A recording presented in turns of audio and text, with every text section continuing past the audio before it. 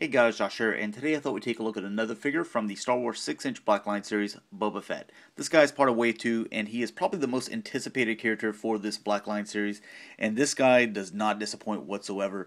It's probably the highest level of detail on any of the characters thus far, and even with the weapons and the little accessories that he comes with, the little battle damage that you'll see throughout his costume here, very cool looking. And I like the stance. It's a little bit better and easier to use with him than it is with some of the other figures as well.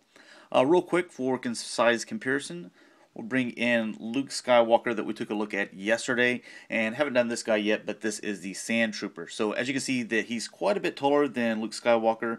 And I'm just having a little bit of trouble getting this guy to stand properly for some reason. But you can see that he's about head to head with the Sand Trooper there. So they're not all going to be the exact same size, but that gives you a really good idea right there. Very cool looking. So even though they're all still considered the 6-inch line, some of them are a little bit taller than others. So let's go ahead and take a look at his accessories. The one accessory that's a little hard to get into his hand, just because it has this stock here for this little pistol thing here. You can get it into his hand. You're gonna have to get the thumb through this hole, and then you're gonna have to kind of move his finger over so that it'll go during that little trigger motion there. Otherwise, it will fit. It just takes a little finagling to get it in there the way you want to. Now he doesn't come with any additional hands, so they both come with these trigger hands that you'll see here, and this one gets a little bit bent whenever you try to put it in there. But bring in the detail so you can see this guy up close. You can see that there's quite a few paint outs back here, same with right here. And then this kind of has a kind of silver wash here at the end. If you can kind of see that, it's a little bit of reflective there. And same on this side as well. So very cool little accessory there. A lot more paint detail went into this than versus the Luke Skywalker figure that we took a look at. The other thing is he also comes with this pistol here. And we'll get a look at that. So you can see it's mostly just brown, and then it's got a little bit of silver paint here at the top. But this also will fit down in here in his holster, which is pretty cool. The other little accessory, his little rocket launcher. Get this thing out of there. You can see that it does have quite a bit of nice detail as well. Got the little boosters there. Shame it doesn't have a little bit more gray paint right here at the bottom. But still pretty nice looking. You see some silver there.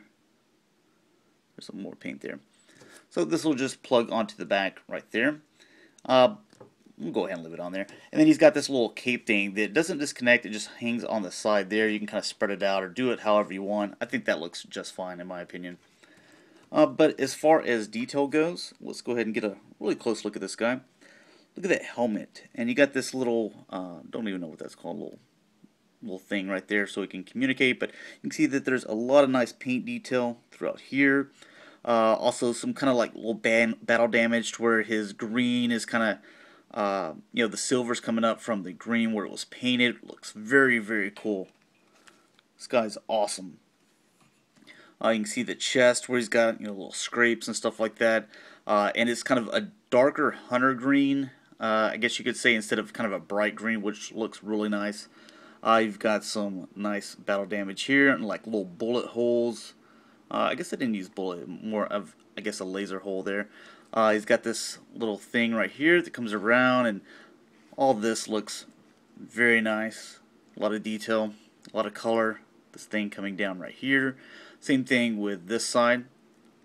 And this rotates, you can kind of see it there.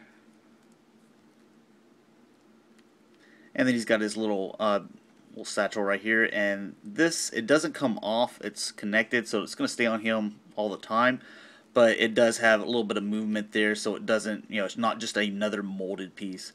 More battle damage there at the crotch, but it's okay.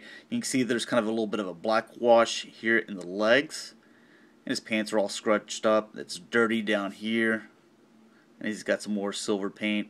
Some here on the side, so a lot of nice detail even here at the feet as well. But nice looking figure all over. I really don't have any complaints. As far as articulation, let me take this little thing off here for the moment. He gets a little limited here in the shoulders, but as far as his head, he does rotate here. This will kind of go up and down as part of a ball joint. I don't think this can go back and forth. Yeah, it looks like it can a little bit there. So it can go back and forth there. The shoulders, they go around and they can go in and out, but the only problem is this section here that's kind of a yellowish or gold color, it's a little bit more elevated, so whenever you want to bend it in, it kind of stops right there. You're going to have to push down on that, and then it'll slide up under that shoulder section. So that's how you kind of get the movement out of that joint if you wanted it to. Same on the other. That's the only part that's a little bit difficult.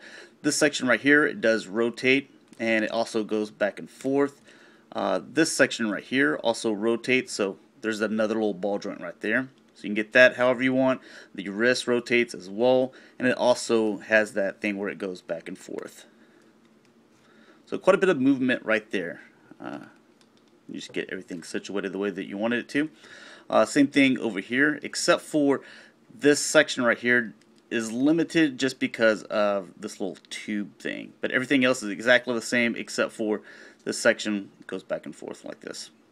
The waist, it's same thing in the crotch section or the stomach or ab crunch. Instead of it being a waist that turns, it's more of a stomach crunch right there. Again, this moves right here. The legs, they're a little bit limited because of this bag here and the way that the butt is, but they go in and out just fine.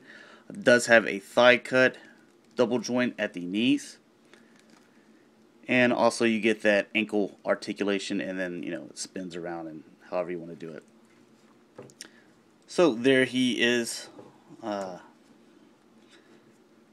you guys enjoy these little Star Wars figures. These little reviews that I'm doing. Plan on getting the rest of them out, done this week. Also, might do a getting to know a Transformers fan, maybe tomorrow. But after that, we'll get back into Brave figures and Transformers. But very cool figure. If you only pick up one Star Wars figure, I really love the Darth Maul. Is my favorite from Wave 1. From Wave 2, I gotta go with Boba Fett here. He is very, very awesome looking. So thanks a lot for watching, guys, and I will talk to you later.